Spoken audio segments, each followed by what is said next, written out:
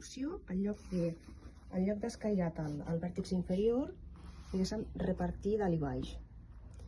I amb aquest sistema seria bàsicament el mateix, l'únic és que trauríem l'excedent d'aquí i d'aquí.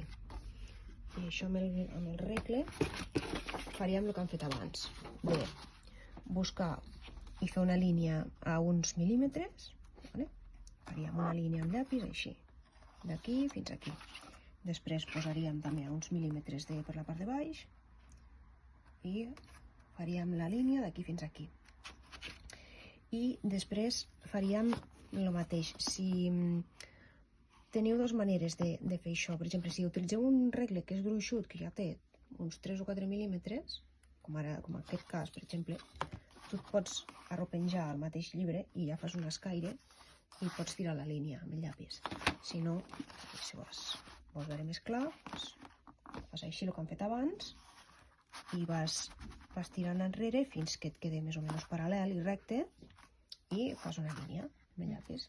I després trasllades, mesures l'aixecada del llibre i trasllades aquesta línia cap aquí i cap aquí. I el que tindrem és un excedent que tallaríem fins aquí, després això així i d'aquí també, cap aquí així i d'aquí tallaríem així i cap aquí així. I plegaríem amb els plecs que hem fet abans el mateix. S'entén? Molt. El que passa és que aquest porta més feina perquè has de centrar el llibre, has de preveure que te quedi una mica més equilibrat.